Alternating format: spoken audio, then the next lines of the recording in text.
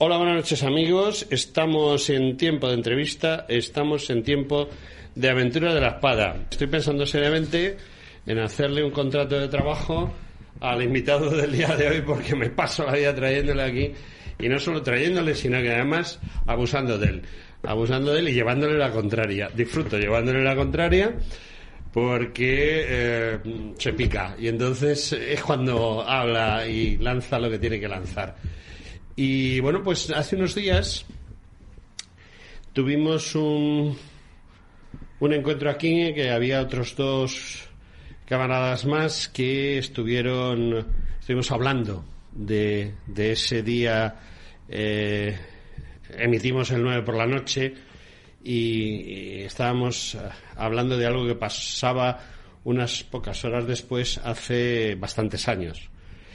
Fue aquel día en que los soviéticos pensaron que los españoles eran italianos o romanos de reemplazo y atacaron por allí para cerrar un cerco sobre Leningrado. Yo he estado estudiando la batalla en varias ocasiones y es llamativa. Y además le aviso a mi amigo Juan Manuel Cepeda, porque yo lo considero ya amigo, además de que me era amigo. Ángel Salamanca, medalla militar individual, sargento en Krasny Bor, cual tuve la suerte de conocer gracias a Alemán Artiles, Pepe Luis, amigo de los dos también, que ya falleció no ha mucho. Y bueno, pues Ángel vino en alguna ocasión a mi casa y recuerdo que un domingo, que yo lo recogí en Atocha y lo llevé hasta el lago Ness, que es donde vivo yo, y estuvimos charlando de muchas cosas y yo grabé cuatro cassettes de las de entonces, que bueno, he reconvertido como he podido digitalmente, y voy a acompañar a la entrevista del día de hoy algunas declaraciones de Ángel, que no son declaraciones como tal, sino que le digo, charla informal. Oye Ángel, ¿te importa que grabe lo que estamos hablando? Y entonces me dijo Ángel, haga lo que quieras, tal, sin problema, porque Ángel era un hombre súper llano, ¿no? Sí.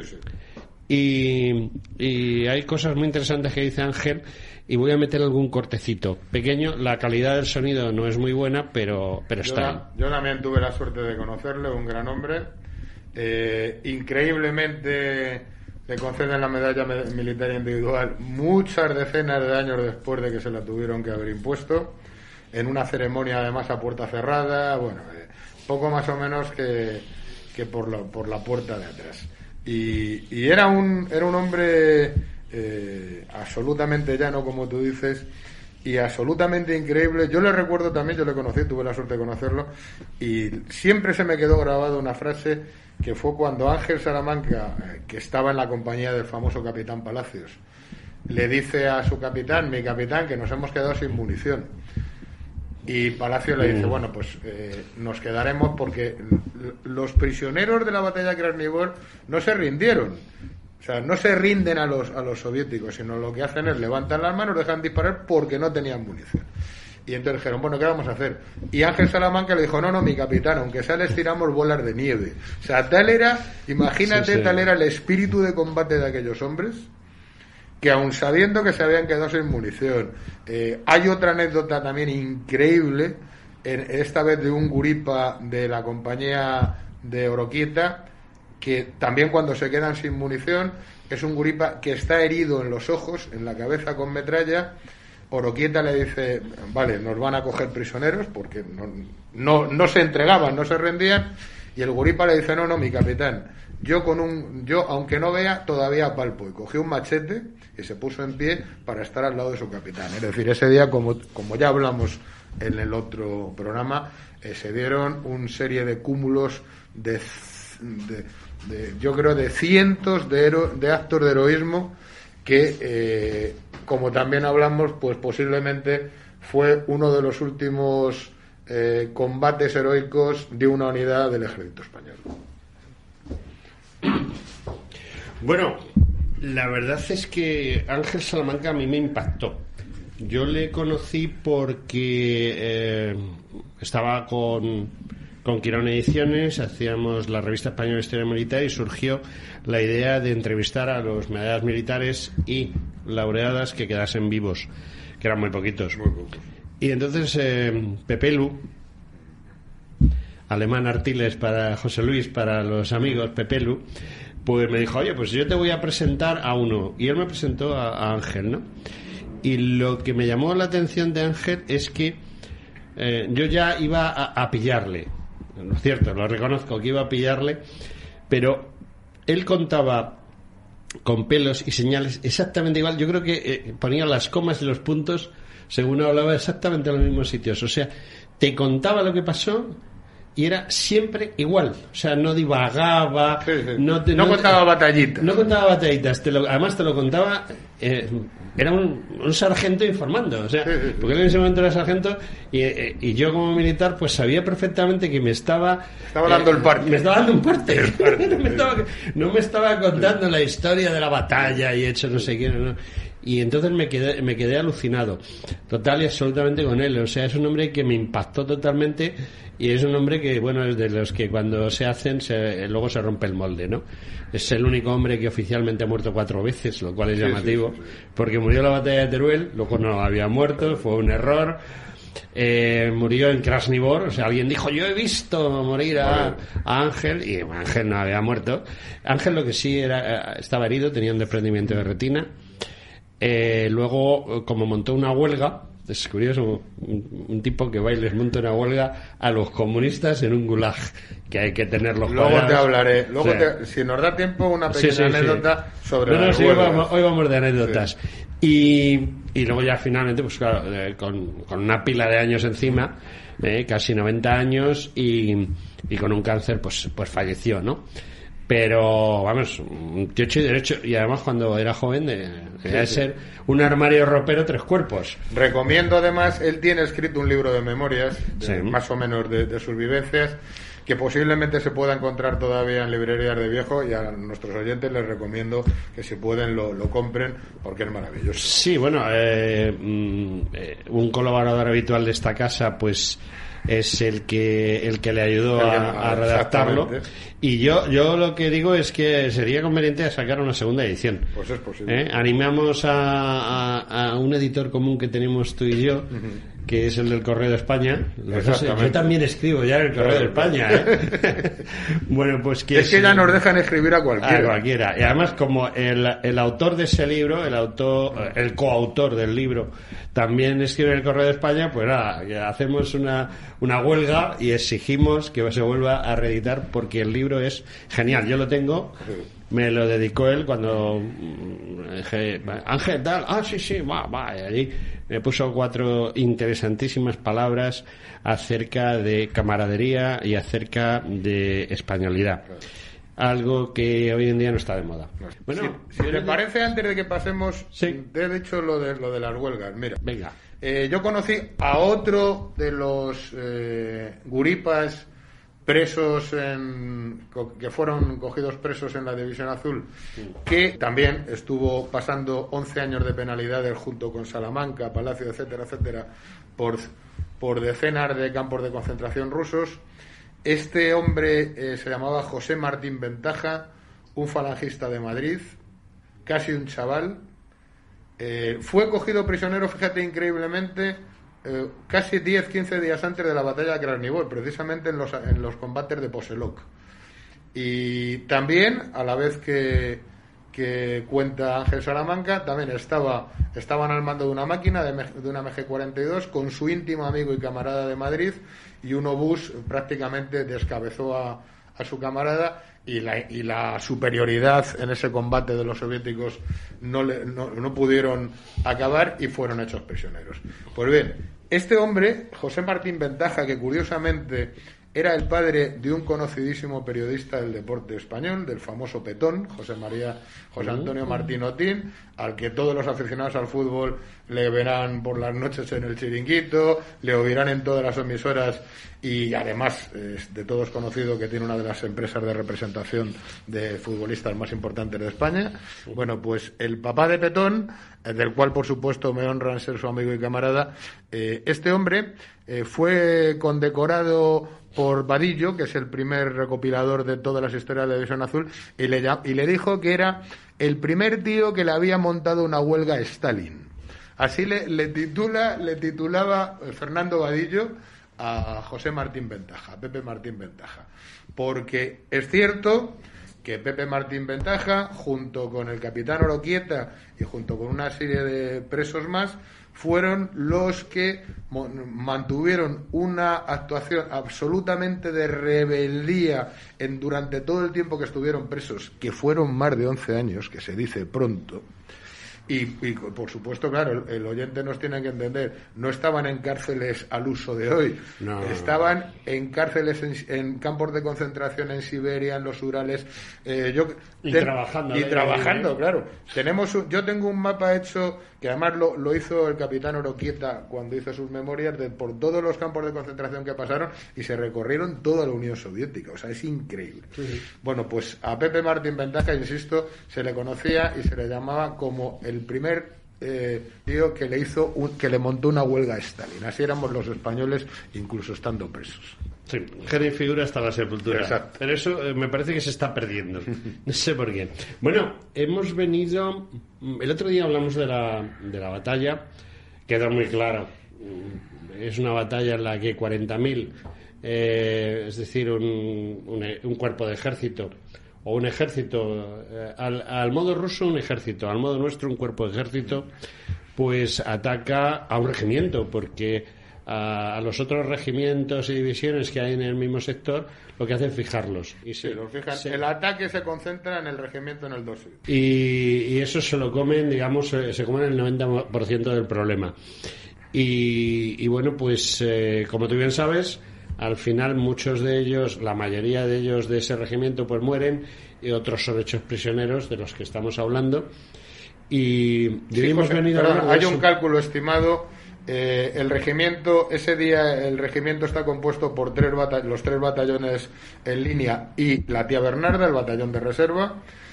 Aproximadamente se calcula que aguantaron el ataque soviético entre 5.200 y 5.700 españoles. Como tú bien dices, los otros 2 regimientos de la División Azul, que también están en línea, no solo sufren ataques para fijarlos en las posiciones y que no puedan ayudar al ataque fuerte y definitivo que iba contra este regimiento. Y, como también muy bien dices, prácticamente atacaron más de 45.000 rusos. Se calcula eran más de 5 divisiones, 2 divisiones de la Guardia, que eran divisiones de élite, y sufrieron antes del ataque, por hacer solo una pequeña estimación, durante una hora y media aproximadamente, una preparación artillera, que se dice que cayeron más bombas en el sector de ese regimiento, que era un sector que cubría un frente de aproximadamente 5 kilómetros, más bombas que en toda la Guerra Civil Española. Se dice que había una carencia de bomba de aproximadamente cada 4 segundos. Y en un cálculo estimativo, aproximadamente cayeron más de 100.000 bombas, 100.000 obuses de todos los calibres, incluyendo los Katiuskas rusos, los organillos de Stalin, etcétera. O sea, creo que fue impresionante lo que sufrió ese regimiento, hasta el punto de que cuando ya acaba la preparación artillera y ataque la infantería, los que logran salir de los búnkeres, trincheras, etcétera, etcétera, un 30% ya es baja del regimiento. Sí, cuando los rusos pensaban que ya no quedaba nadie. Claro. Sí, que habían dejado aquello. Que habían dejado aquello como un solar, que efectivamente así lo dejaron. Sí, casi como un solar, pero no tan solar, porque quedaba gente como Palacios, como Oroquieta, sí, como Salamanca, como todos esos que sobrevivieron y que luchan. Y que, curiosamente, quizá uno de los errores que cometen los soviéticos es largar tanta bomba allí, porque convirtieron la nieve en un lodazal. Y no dejaron a los carros de combate que efectivamente sus 100 carros no sirvieron para nada. Sí, los utilizaron de artillería fija. Sí, pero la artillería fija ya tenían bastante artillería fija. O sea, otra cosa no tendrían los soviéticos, pero artillería tienen para regalar. Y eso tampoco fue bueno para la infantería, porque claro, la infantería tuvo que correr, porque les hicieron correr, no iban andando, iban corriendo. Esa marea, es como decía Ángel, los bisontes atacando en mareas, y ellos pues dándole a las máquinas y amontonando muertos. Y bueno, yo sé que a mí me comentó Ángel que el general soviético que mandó aquello tenía el concepto soviético de la situación, sobrevivió, es decir, no lo purgaron, no sabemos por qué, Y al final, porque lo normal es que lo hubiesen purgado, ¿eh? Es que el plan de ataque era de Zhukov, ni más ni menos. Era uno Pero bueno, el que estaba por debajo de Zhukov hizo un alegato cuando ya acabó el tema comunista, acabó la Unión Soviética, ya un hombre muy mayor, y lo envió aquí a España porque él pensaba que, bueno, que estos cuando vinieron aquí pues hacían como cuando los que habían estado prisioneros, era un tema como el que pasaba en la Unión Soviética, ¿no? Que los prisioneros que hacían los alemanes, pues lo más probable es que luego a la que los capturaban, digámoslo así, los suyos los fusilaban, ¿no? Por traidores y esas cosas.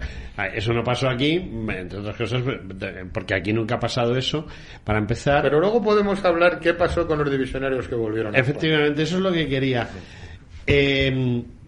Hay dos tipos de supervivientes. Los que son supervivientes y se quedan en las líneas alemanas, y los prisioneros. Los prisioneros no fueron tantos, ¿eh? No fueron tantos. Apenas 100, no llegaron a 100. Unos pocos más. No tengo las cifras exactas ahora mismo en la cabeza, pero lo que pasa es que murieron muchos. Que con él había unos 90 y tantos. Lo que pasa es que murieron muchos. O sea, durante los 11 años de cautiverio murieron muchos. Y claro, evidentemente, los que cogieron prácticamente malheridos o heridos, esos murieron casi todos. Fíjate, también otra anécdota de Pepe Martín Ventaja. A él, cuando le cogen prisionero, está herido, pero él tenía conocimientos de ruso. Y entonces cuando está delirando en ruso y no le matan. Le dicen, coño, nos interesa este tío porque querían traductores que pudieran hablar con los españoles. Y fue de los pocos que siendo capturados y hechos prisioneros heridos, no les mataron o no les dejaron morir porque les interesaba. Hubo realmente prisioneros, sí hubo bastantes, pero murieron muchos. Fueron 11 años durísimos. A mí me contaba Ángel que cuando los capturan y ellos van por una carretera hacia la retaguardia rusa. Sí, los llevaron primero a Colpino y luego a Leningrado. Él observó que en las cunetas de la carretera había gente tirada, y entonces pasaban los comisarios políticos y los remataban. Y entonces Ángel en un principio pensó que eran prisioneros alemanes o españoles que estaban siendo rematados por los comisarios soviéticos, y luego se dio cuenta que aquellos tipos iban vestidos de soviéticos. Eran rusos, heridos rusos, o gente que no había pasado algo y tal, y los remataban sobre la marcha. Entonces, claro, la idea de Ángel que me transmitió es, pues si a estos les matan, imagínate a nosotros. Claro.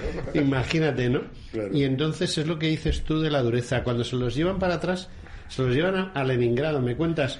Pero el problema de Leningrado es que era una ciudad asediada. Es una ciudad asediada, no tiene mucho sentido, sí, ¿no? Pero era lo más cercano que tenían para el primer momento. Los mandan allí hacen las primeras gestiones de identificación, declaraciones, y luego los van mandando a diversos... O sea, toda la Unión Soviética. Imagínate que era grande la Unión Soviética, con repúblicas como Kazajistán, toda la República Asiática.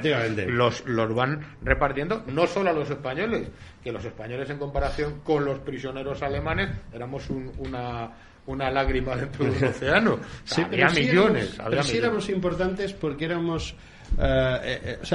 España era la única que había vencido al comunismo en el campo y además de los soviéticos se encontraron con los prisioneros españoles con una piedra en el zapato, porque efectivamente los españoles, cuando fueron prisioneros, se rebelaron desde el primer día. Es decir, no admitieron, como lo admitía el 99% de los alemanes, pues su condición de prisioneros. Bueno, vamos a ver que la guerra acabe cuanto antes, no sabemos quién la ganará y salir de aquí. No, los españoles se negaron, se rebelaron. Y fíjate que incluso dentro de los prisioneros hubo prisioneros que se pasaron, entre comillas, a los rojos, pues para guardar la vida, para obtener privilegios en los campos. No hubo muchos, pero sí los hubo. Sí. Había también dentro del ejército soviético antiguos comunistas españoles que dominaban perfectamente el español, los utilizaban para las declaraciones, pero ya te digo, fueron hasta el punto, fíjate si fuimos piedra en el zapato, y hasta el punto no nos perdonaron nunca que aquí en el glorioso solar patrio les vencimos militar y políticamente, que los prisioneros españoles son de los últimos que libera la Unión Soviética. Prácticamente cuando liberaron a los prisioneros españoles ya no había prisioneros de ninguna nacionalidad. Los alemanes los habían soltado muchísimo antes. O sea, nos tuvieron allí diciendo, no pudimos ganar, pero aquí lo vais a pagar. Y desgraciadamente lo pagaron, ya te digo, 11 años. Por ejemplo, el padre de Petón del que estamos hablando, incluso más, porque le cogieron prisionero antes que a Krasnivor, que es donde la mayoría de los prisioneros son todos cogidos o capturados en la batalla de Krasnivor. Y luego cuando volvieron estos héroes, para mí héroes, yo creo que se produjo, primero, volvieron casi a escondidas. A escondidas no, porque no tenían más remedio. Todos sabemos que volvieron en el barco Semiramis, que atracó en el puerto de Barcelona. Hubo un recibimiento absolutamente multitudinario encabezado por el que había sido el antiguo general en jefe de la División Azul, Muñoz Grandes. Pero, por ejemplo, si alguien había esperado a Franco en aquel entonces, Franco ni pasó. Si alguien esperaba que ministros, altas jerarquías del gobierno, allí no había nadie. No había más remedio que autorizar una recepción más o menos multitudinaria, porque no olvidemos que la mayoría de las familias de esos 100 y pico que vuelven pensaban que estaban muertos. O sea, no hay ni una sola... Por ejemplo, Oroquieta, el capitán Oroquieta, desde mi punto de vista, el héroe de la resistencia de los prisioneros, ya se habían publicado las esquelas. Hay casos tan curiosos, escribí hace poco sobre uno de ellos, casos tan curiosos de una novia que estaban prometidos antes de irse a la división, le dice, espérame, sí, me dijeron 11, y ya se iba a casar. Hay casos curiosos de divisionarios casados que luego vuelven, les han dado por muerto y su mujer se ha vuelto a casar con otra persona. Es decir, en España no se tenía la conciencia de que había 100 y pico prisioneros y que ya veríamos si volvían o no, se les daba a todos por muertos o desaparecidos. Entonces, te digo, la vuelta de la División Azul, tanto de los prisioneros como cuando vuelven en un principio, cuando se retira del frente, desde mi punto de vista dejó mucho que desear la postura del gobierno o del régimen. Es comprensible por una sencilla razón. Primero, Franco no es el ideólogo ni vamos a llamar, el que reacciona y quiere montar la División Azul o fundarla. Todos sabemos que la División Azul parte de una idea política, de una reunión entre Ramón Serrano Suñer, Dionisio Ridruejo y un famoso falangista marino de antes de la guerra, que era Mora Figueroa, una de las familias más ricas de Cádiz, por cierto. Entonces, de ahí intentan, porque no olvidemos lo que eran los falangistas de la época, eran proeje no en el sentido de que el nacionalsindicalismo, la falange, tuviera mucho que ver políticamente con el nacionalsocialismo, sino proeje en el sentido de que ellos eran conscientes de que para que se hiciera la revolución en España tenía que ganar la guerra Hitler, y una vez que ganara la guerra Hitler ellos pensaban que iban a apoyar un régimen falangista y no nacional católico o de derechas como era el de Franco. Entonces, ellos constituyen y se crea la División Azul. ¿Qué es lo que ocurre? Se crea precisamente cuando el ataque a Rusia, cuando las armas, los ejércitos alemanes están barriendo en toda Europa. Pasan 2 años. Ya, como tú muy bien dijiste, se ha dado la batalla de Stalingrado. Todo un cuerpo de ejército alemán es capturado.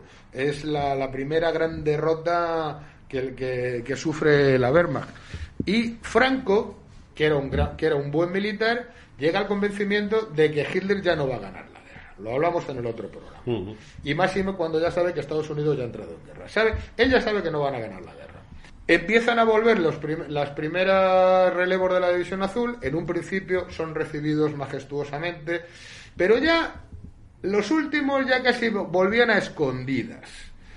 No les esperaba ya gente en las estaciones de tren. ¿Por qué? Porque Franco empieza ya a mover lo que es su régimen. Ya empieza a decir, los aliados ganan la Segunda Guerra Mundial, no nos pueden seguir equiparando con brazos en alto, con Hitler, con Mussolini. Y empieza a cambiar. ¿Quién son los que pagan ese cambio político? Los que pagan son los que vuelven de la división. Sí, los primeros los que vuelven. Primero los que vuelven y luego los prisioneros que vuelven 11 años después. Hay una leyenda que es totalmente incierta, que se decía que a todos los que habían luchado en la División Azul luego se les dieron cargos, prebendas. Es mentira, absolutamente mentira. Yo tengo expedientes, hoy por hoy, expedientes de reclamación de los haberes de fallecidos, incluso de vivos, y ni siquiera se les llegaron a pagar. Yo tengo expedientes de madres reclamando los haberes de su hijo muerto en Rusia que el ejército, por razones burocráticas o por las que sea, ni se pagaron. ¿Cómo se pagó en algunas ocasiones? Concediéndoles pues una portería en una casa, concediéndoles siendo conserjes de algún local de sindicatos, del movimiento. Es decir, el pago que el régimen hizo a los divisionarios, desde mi punto de vista, fue absolutamente vergonzante. Si encima nos vamos al año en que vuelven de Rusia los prisioneros, ya entonces es sumamente increíble. Cuando vuelve la expedición de los prisioneros, dependiendo de dónde vivían geográficamente en España, los dividen en grupos y no los dejan ir a sus casas. Por ejemplo, a Pepe Martín Ventaja, que en aquel entonces vivían en Almería, los llevan a un hogar del Frente de Juventudes en Marbella. Era donde se hacían campamentos, un sitio que incluso todavía sigue existiendo, pero de otra manera, y los tienen allí en una especie de confinamiento durante meses. Supuestamente el régimen dijo que era porque venían mal desnutridos, pero realmente lo que quería el régimen era un confinamiento, interrogatorios prácticamente diarios con militares, con psicólogos, con psiquiatras, porque tenían miedo de que una vez que volvieron de Rusia, después del largo cautiverio, la mayoría de ellos falangistas, al conocer cuál era la realidad política de España en aquel entonces, que hicieran declaraciones en contra. Es decir, típico. Yo no he ido a combatir a Rusia ni a estar 11 años de prisionero para volver a España y ver que no se ha hecho la revolución que soñaba José Antonio. Entonces tuvieron mucho miedo el régimen, los tuvieron confinados. Realmente no surgió ningún tipo de comentario de este tipo, pero el régimen estaba asustado, diciendo, a ver qué van a contar estos. A ver qué van a contar o a ver qué reacción. No podemos olvidar que, por ejemplo, uno de los grandes presbostes que vuelve de Rusia es Dionisio Ridruejo, y mucho antes, que vuelve en el 42-43, y cuando vuelve es cuando le manda la famosa carta a Franco diciendo, esto no es lo que quería José Antonio, esta no es la falange, esto no es por lo que luchamos en la guerra civil y nos fuimos a Rusia, y renuncia a sus cargos. Por lo cual yo creo que fueron mal pagados, fueron mal considerados. Se dan anécdotas que incluso en la calle Atocha en un principio abrieron lo que se llamaba el hogar de la División Azul, que estuvo poco tiempo en funcionamiento. Se han dado anécdotas de mutilados de la División Azul pidiendo por las calles, con lo cual realmente el régimen no pagó como debía haber pagado o no consideró como debía haber hecho a aquellos héroes y sobre todo a aquellos que volvieron 11 años después de sufrir confinamiento, la mayoría de ellos en una situación de total rebeldía, levantando la bandera de la españolidad, de la gallardía y del concepto azul de la vida. Yo, ¿qué quieres que te diga? Los que he conocido varios, ninguno tuvo ninguna ventaja, al revés. Sobre todo, los civiles, pues la mayoría volvieron a sus anteriores trabajos o como tú bien dices, pues consiguieron algún trabajo gracias, entre comillas. Digamos que, sin ir más lejos, el padre y el abuelo de Pablo Iglesias tuvieron mejor reconocimiento. Gracias al amigo Girón. Gracias al amigo Girón, que los propios exdivisionarios. De hecho, por ejemplo, mi amigo, y lo considero amigo Ángel, pues cuando volvió, pues volvía otra vez a ser sargento. En esos 11 años, la gente que había sido sargento con él, había ascendido 2 o 3 veces fácilmente. No solo eso, sino que además le plantearon que que él ya en el ejército no pintaba nada. No querían ya. O sea, no querían que volviese al ejército. Y pues alguien, digamos, que se apiadó, entre comillas, dentro del régimen y le dieron una plaza de funcionario, entre comillas lo de funcionario, en el Instituto Nacional de Previsión, y acabó en un ambulatorio. En un ambulatorio haciendo papeles y además en Vallecas. Ese fue el destino no solo de los divisionarios, sino de la mayoría de las viejas guardias de Falange, que eran gente humilde, gente de extracción humilde. No todos los falangistas eran universitarios del SEU, No todos, había muchísimos falangistas que eran labriegos, gente del campo, gente de obreros manuales, y a todos, los universitarios cuando volvieron a España, o cuando acabó la guerra tuvieron una posibilidad, lo que llamaban los exámenes patriotas. Claro, yo me imagino a José Miguel Guitarte, que le quedaban 2 cursos o un curso de medicina al acabar la guerra civil, jefe nacional del SEU, cuando llega a la facultad de medicina, no creo que ningún catedrático le dijera, a ver, ponte que te voy a hacer un examen, ¿me entiendes? Sí, pero eso es porque él, claro, de práctica tenía más que sobrar, entre otras cosas. Pero lo que te quiero decir es que sí, el SEU, los universitarios del SEU luego pudieron volver a sus ocupaciones, a reconsiderar sus carreras, pero toda esa gran masa entre comillas también, de falangistas de calle, de falangistas normales, de chavales que se van del frente a la División Azul con 18 años en Rusia, que no tenían ni porvenir ni resuelto, ni siquiera encaminado, luego no tuvieron ningún tipo de compensación, acabaron, como tú muy bien dices, pues eso, en los organismos oficiales del Estado, en el Instituto Nacional de Previsión, en la Seguridad Social, en los sindicatos, en los movimientos, y la mayoría además, todos, a ninguno les hicieron jefe, todos de conserjes, de administrativos, de porteros. Mira, yo recuerdo perfectamente de mi paso por la OGE en los años 60, el conserje del hogar de la OGE del Distrito Latina de Madrid era un antiguo divisionario y el hombre estaba allí pues abriéndonos la puerta a los chavales de 12, 14 años que pasábamos por la OGE. Yo estoy hablando contigo y estoy mirando cosas de la División Azul, ¿no?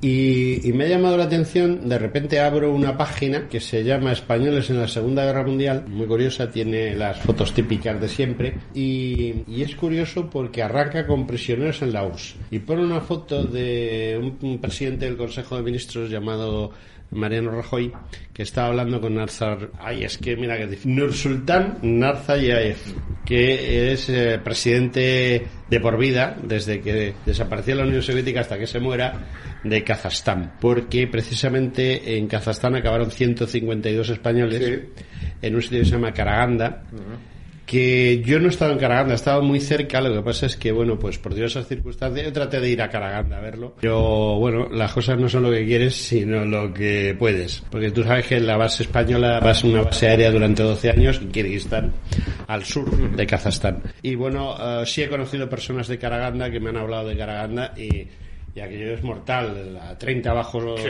cero, ahora mismo estarán en 20 bajo cero, pues ya está terminando el invierno y entonces habrá 20 bajo cero, ¿no? Allí fue uno de los últimos campos de concentración donde estuvimos. Y ya digo, 152 españoles parece ser que pasaron por ahí, según se ve en una foto a Rajoy con Nursultán, que le está entregando un libro hablando sobre... Sí, creo incluso que hicieron un monumento recordatorio. Sí. Entonces, yo he conocido gente de Kazajstán bastante bien, es decir, muy íntimamente, bastante gente de Kazajstán, y lo que te puedo decir es que es gente que reconoce mucho a sus propios soldados y por supuesto también a los enemigos, y en este caso nosotros éramos los enemigos. Curiosamente, la zona de Karaganda, donde estaba el campo de concentración, era étnicamente alemana, es decir, eran alemanes del Volga que habían acabado allí. Y allí, pues luego la Unión Soviética los dio tralla y que creó el Gulag donde acabaron los españoles. Y lo cierto es que Nursultán, que tiene un palacete ahí en Marbella, curioso, pero yo no sé por qué a la gente curioso, ¿verdad? le gustan estas cosas, ¿no? Y tiene un palacete en Marbella, pues aceptó ese regalo y además es el que promocionó la creación de ese monumento. Pero lo que sí es cierto es que 152 españoles pasaron unos poquitos inviernos con 20 y 30 grados negativos y allí en verano, cuando aprieta también, ¿sabes? Porque eso lo he vivido yo y te pones en 40 a la sombra con la gorra. La falta de alimentación, efectivamente, el trabajo, que como me hubieran dicho, no eran prisioneros que estaban en sus celdas, no, eran trabajos forzados. Sí. Vivían en chabolas y trabajaban en el campo, en una mina o lo que fuera. Uno de los primeros motivos de rebeldía es porque hacían trabajar a los oficiales y según la Convención de Ginebra, un oficial no se le podía condenar a hacer trabajos físicos. Efectivamente. Y ahí fueron de los primeros. Pero luego ya dijeron, no, si esto no es cuestión ni de oficiales ni de tropa. Esto es cuestión de que os vamos a hacer la vida imposible, ya que estamos presos y ya que además no podemos escaparnos, porque la posibilidad de escaparte de aquellas cárceles, imagínate cuál era, que era nula. Ya dijeron, bueno, pues por lo menos os vamos a hacer comprender cuál es la valentía y la firmeza de un preso. Estoy mirando precisamente, viene aquí, clima, Karaganda, tiene un clima húmedo continental. No sé qué definición, porque temperatura mínima registrada en los años 40, precisamente, menos 42.9 grados centígrados. Temperatura máxima en el año 2002, el año que estuve allí, precisamente, a mí me dijeron, tú vas a pasar calor, 40,2 grados centígrados. Eso es mortal para la gente. No, mortal.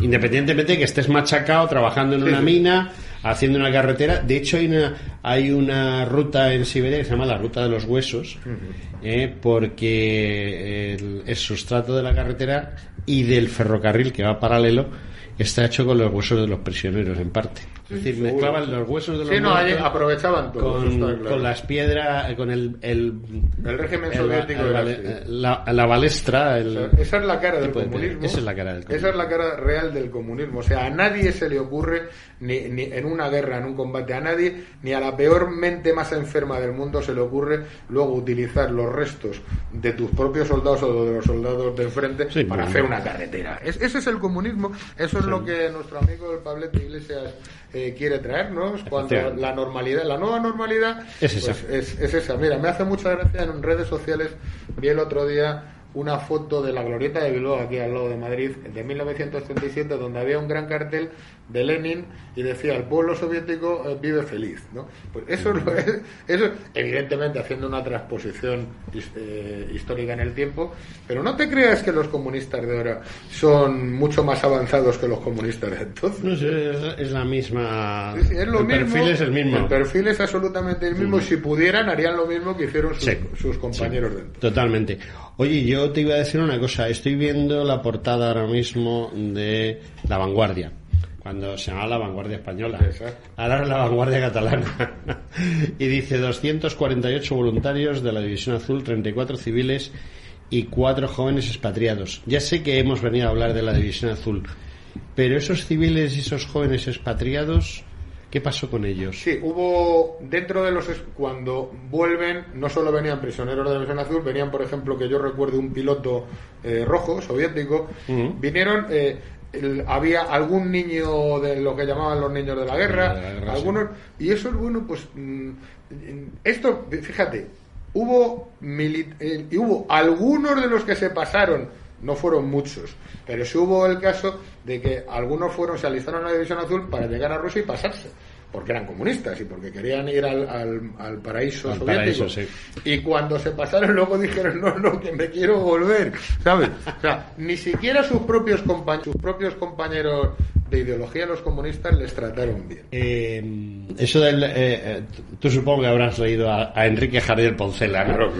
Tiene una historia de la guerra civil inacabada. Él empieza la historia de la guerra civil y escribe X páginas y luego decide no terminarlo. Su visión personal, pero hay una frase muy buena suya, que es que la diferencia entre el paraíso comunista y el paraíso terrenal es que en uno hay unos ángeles con espadas de fuego, el paraíso terrenal, que te impiden entrar, mientras que en el paraíso comunista hay soldados rojos con mauseres que te impiden salir. Efectivamente. Entonces, esa pequeña diferencia es la que llama la atención cuando ves que aparece el Semiramis, ¿no? Te dejan salir y te dejan salir. Mira, en la salida de los presos de españoles y la vuelta a España se consiguió primero gracias a la labor de algunas personas, algunos falangistas españoles, sobre todo a la Cruz Roja, la Cruz Roja sueca, la Cruz Roja y a la Iglesia. Sí. Una parte de algunos que intentar, porque yo creo que la idea de Stalin era no dejarlo salir nunca. Efectivamente. O sea, era que se murieran allí de viejos en las cárceles, porque a ver, estos españoles que nos han jorobado en la guerra civil y encima vinieron aquí. O sea, yo creo que la idea de los soviéticos era eso. Y gracias a Dios, si mal no recuerdo, Stalin muere y es a partir de la muerte de Stalin cuando empieza a haber apertura entre comillas, pero yo creo que Stalin dio la orden de estos tíos no salen de aquí nunca. Nunca. Sí. No, la cosa está clara. Hay además, la definición de quién era Stalin es curioso. Quién era Stalin y quién era Beria, Khrushchev, Zhukov, etcétera, toda esta peña que era la que mandaba Stalin, los otros eran los criados, los que le llevaban el café. Hay una película que es una comedia, Sí, muy muy actual, graciosa, que la he visto, la pero de que Stalin muere. gracias, sí, Pero la muerte lo clava, la muerte de lo clava, Stalin. lo clava, sí. Yo creo que, o sea, tú te ríes, pero luego yo la fui a ver una segunda vez y ya no me reía absolutamente nada. Porque creo que clavan la realidad de lo que la era. realidad, ¿no? O sea, te ríes porque son tan descerebrados todos los que están allí, tan pelotas, tan rastreros, tan... Bueno, no hay palabras para definir a toda la gente que rodeaba a Stalin, y bueno, para definir a Stalin sí que no hay palabras. Entonces te quedas maravillado de que haya gente ahora mismo aquí, hooligans del comunismo. Sí. Mira, además es más increíble, no solo por eso. Mira, hubo españoles que al acabar la guerra civil, la mayoría se fueron a México a vivir fenomenalmente, te digo españoles de republicanos o rojos, pero algunos se fueron a la Unión Soviética, por ejemplo, el hijo de la pasionaria, que muere en la batalla de Leningrado. Y luego hubo el famoso caso de Lister. Al único que yo recuerdo de altos mandos del ejército del Partido Comunista que al acabar la guerra civil cogen las maletas y se van para Rusia, al único que habló bien era Lister, el único.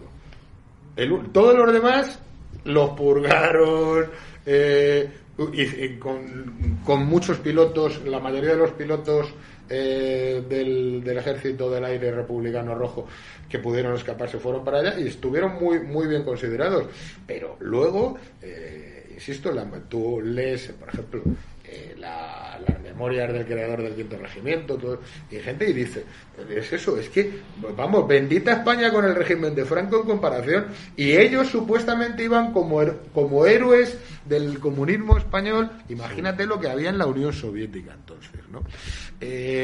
Bueno, pues creo que todo eso ya está escrito, y el que en el siglo, en el año en el que estemos, siga manteniendo que el comunismo es una opción política para seguir viviendo en un futuro, ya no solo en España, en cualquier parte del mundo, pues yo creo que le falta un tornillo.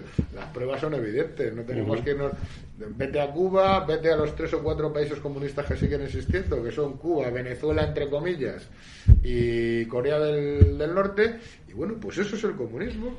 Yo no he estado en ninguno de los 3 sitios, pero he estado en las repúblicas soviéticas, ¿no? Y puedo dar fe de lo que he visto. Es decir, yo estuve en el 2002, hacía muy poquito que había caído la Unión Soviética relativamente. Estuve en el 2002 hasta el 2012. He visto cómo han cambiado y bueno, sitios como Kirguistán, que yo llegué allí y en plan broma dije...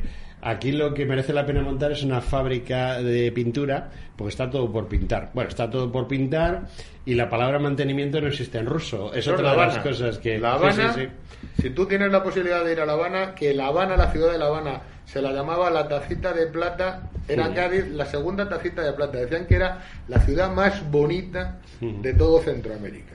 Tú llegas a La Habana y dices, coño... Y una manita de pintura en los edificios, un poco de mantenimiento, ya no de mantenimiento, una manita no tienen ni pintura, no tienen nada, o sea, absolutamente nada. Claro, no tienen nada el pueblo llano. Los que son los líderes y jefes del partido, esos ya tienen, como tenían los soviéticos, sus dachas en el Mar Negro, sus chalés en el Mar Negro. Los jefes y dirigentes del Partido Comunista Cubano tienen sus pequeños chalets en las playas del Caribe, en Varadero. Yo los he visto. Entonces, te quedas y dices, joder, además todas son de construcción de la típica arquitectura yanqui de los años 60, los típicos que era la arquitectura modernista, todos chalés a pie de playa, y vas por allí paseando y dices, oye, tal, pero ¿y esto qué es de...? No, esto es de Leónidas, porque se llaman así, claro, o de Joseph no sé qué Ramírez Pérez, es que este es el jefe del Partido Comunista de aquí de Varadero. Bueno, y siguen, y la gente, ¿qué es lo que pasa? Que no puede protestar, porque son dictaduras férreas, más que férreas, que como mínimo acabas en la cárcel. Ya no fusilan, evidentemente, como hacían al principio de la revolución.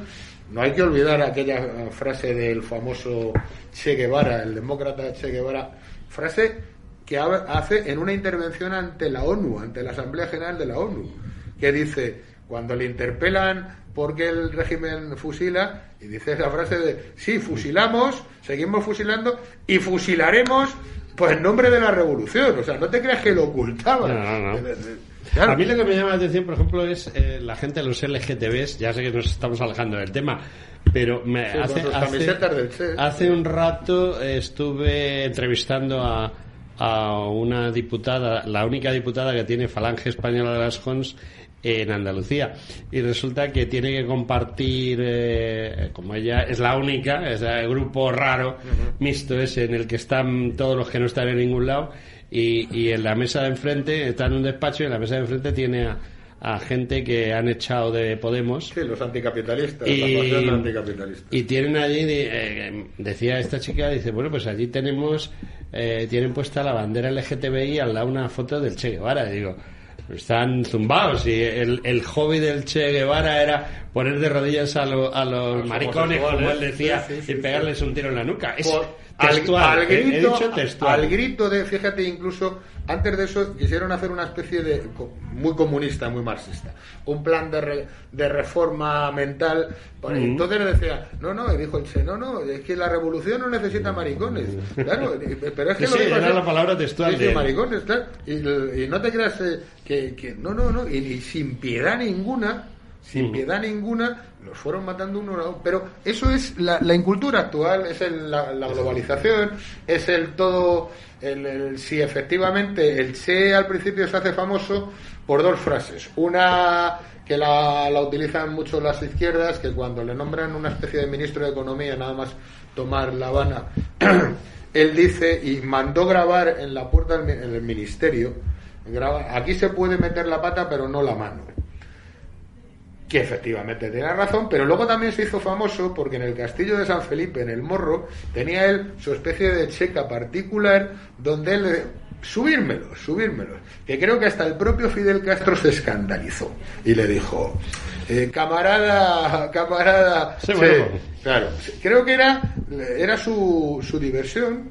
Él tenía en el fuerte del Morro, y les iba llevando. Coño, hay fotos de fusilamientos delante del Che, o sea, porque no lo ocultaban, porque no necesitaban ocultarlo. Estaban orgullosos estaban orgullosos de hacer la limpia, y la limpia no solo era una limpia con los antirrevolucionarios, sino también con los homosexuales, etcétera. Oye, volviendo a nuestro tema, porque nos hemos puesto a hablar de comunismo, para ver si la gente aprende algo, porque esta mañana yo oía a un periodista de otra emisora hablando de que el grave problema de España es que la gente, los políticos de derechas o de centro, no se han leído el manifiesto comunista ninguno. Claro, o sea, acaso un 5%. Y el Capital se lo han leído 2 del Partido Socialista. Sí, y los comunistas no se lo han leído, pero sí se conocen todos sus... Yo estoy completamente convencido que los falangistas, de verdad, los falangistas Helen sí que se han leído el manifiesto comunista. Yo me lo he leído, con seguridad. Sí. Y el manifiesto no, me lo han contado. Yo he leído el Capital, que eso es un peñazo. Que yo también lo leí. Es un peñazo. Lo leí en mi época universitaria. Sí, con 16 años lo leí yo. Y yo acabé diciendo, prefiero leer el tomo de Derecho Administrativo de Garrigues, que era absolutamente ininteligible, antes que volver a leer el Capital. Ese sí es cierto. Pero ¿sabes lo que ocurre? Que ha cambiado. Ahora es lo que ya no hay lucha de clases. Y entonces ahora ¿a qué se va? Ahora se va a la lucha ni siquiera ideológica, es la lucha transversal. Son nuevos inventos que se inventa siempre. Mira, yo recuerdo hace muchos años cuando decían, cuando el comunismo internacional dice tenemos que cambiar la estrategia. Y cuando crean Izquierda Unida, cuando en Italia los famosos progresistas del Partido Comunista inventan otro comunismo. Y al final siempre decían, oye, un tío que lo clavó, dijo, mira, Izquierda Unida, los partidos verdes, son como las sandías, son verdes por fuera y rojas por dentro. Y efectivamente es así. Ellos utilizan, dependiendo, porque tienen grandes ideólogos, es lo que no se puede negar, tienen grandes luchadores que siguen viviendo por y para los partidos, llamémosle Podemos, llamémosle como lo queramos llamar, llamémosle Izquierda Unida. Y ellos inventan nuevas estrategias, nuevas tácticas políticas, y siempre están en el disparadero de conseguir haciendo, de seguir haciendo lo que ellos quieren. Y al final lo que ellos quieren, no nos olvidemos, lo que ellos quieren es la dictadura del proletariado, no hay más. Ahora no es la del proletariado, ahora es la dictadura suya, la dictadura de esa clase dirigente que tienen metido en los partidos, pero es lo suyo. Es lo suyo y no cambiarán. ¿Qué es lo que cambian? Las tácticas políticas y las estrategias políticas. La realidad es la de siempre.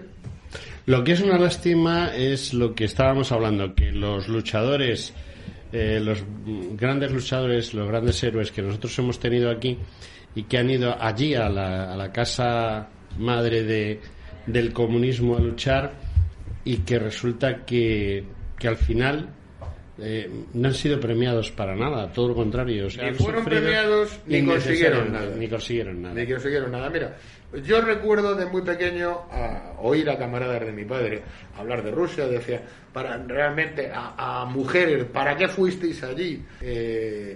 Y sí, la intención del gobierno de Franco fue una, la intención de Serrano Suñer, Dionisio, fue otra, la intención, la verdadera, de la mayoría de los tíos que fueron allí, que dejaron a sus familias, a sus padres, a sus mujeres, a sus novias, fue el devolver la visita. A España le hizo una visita el comunismo internacional personificado en las brigadas internacionales. Tampoco hacía falta porque ya teníamos aquí suficientes comunistas españoles. Y la mayoría de esos chavales fueron a Rusia a combatir contra el comunismo, ni siquiera a apoyar las tesis de Hitler. Fueron a combatir contra el comunismo, a devolver esa sangrienta visita que nos habían hecho los comunistas al pueblo español desde los años 30 y, sobre todo, no podemos olvidar, la mayoría de esos chavales o habían matado a su hermano mayor, que había sido un falangista en la guerra, o habían matado a su padre. Hubo mucha gente, no toda la División Azul, al 99% estaba formada por falangistas absolutamente comprometidas con el ideario de José Antonio. No, había muchos que simpatizaban con Falange, que se ponían la camisa azul, pero lo que eran verdaderamente eran anticomunistas, muy católicos, gente que en sus pueblos habían visto cómo habían toreado y asesinado al cura y habían quemado la parroquia, gente que en sus ciudades habían visto cómo se llevaban a su hermano por haber sido de Falange, o habían matado a su padre porque un día le habían cogido un periódico de Falange en casa, de Falange y de otras organizaciones que podemos decir, ¿no? O sea, sí. Realmente, es decir, lo que el espíritu de la División Azul es ir a combatir el comunismo. Y si quieres, a devolver la visita que nos hicieron en la Guerra Civil Española. Bueno, el tiempo nos mata. Un minuto. Yo acabo con un minuto. Un mensaje. Gloria a los héroes de la División Azul. Fueron unos héroes, en la mayor parte maltratados a su vuelta, tanto los prisioneros como los que volvieron en los batallones de relevo, maltratados, y forjan una gloriosa página de la historia de España, pero políticamente, como tú has alegado antes, no consiguieron nada. Consiguieron al revés, consiguieron que España fuera después alejada del plan Marshall, no solo porque teníamos un dictador que era el general Franco, sino porque fuera de España, en Estados Unidos, pues se seguía identificando los brazos en alto de la Falange con los brazos en alto de Hitler, etcétera, etcétera. Es decir, fueron unos héroes, fueron unos ingenuos. Yo recuerdo siempre una frase de José Antonio cuando está ya preso en la cárcel de Alicante y le van a hacer la famosa entrevista, el último periodista que le hace una entrevista, que es el norteamericano Hay Allen, que le dice: José Antonio, ¿tú sabes que tus muchachos, esos revolucionarios, están luchando al lado de moros, le dice, de moros, de fascistas internacionales, de los terratenientes que tú has combatido contra ellos? Y José Antonio en un principio le dice que desconoce cómo va la guerra, que no cree que sea así, pero que si es así, se debe a la ardorosa ingenuidad de los falangistas. Bueno, pues esa ardorosa ingenuidad que José Antonio sabía que existía y que achaca a que los falangistas en la guerra civil estén luchando codo con codo para defender los intereses de los terratenientes, que al final es lo que pasó, etcétera, etcétera, yo la traslado a esos miles, decenas de miles de chavales que al acabada la guerra, después de todo lo que habían sufrido, no les importó volver a sufrir otra vez y fueron a combatir a Rusia contra el comunismo, insisto. No fueron ni a defender las tesis de Hitler, fueron a defender una idea que era: queremos acabar con ese comunismo que casi nos destroza unos años antes en España. Bueno, pues ya solo decirte adiós y recordarte que tenemos pendiente un febrero de 1937. Cuando te animes, lo hacemos. Tenemos pendientes muchas cosas. Febrero 1937, que para mí es muy importante. Claro que sí. Hasta la próxima. Hasta la próxima.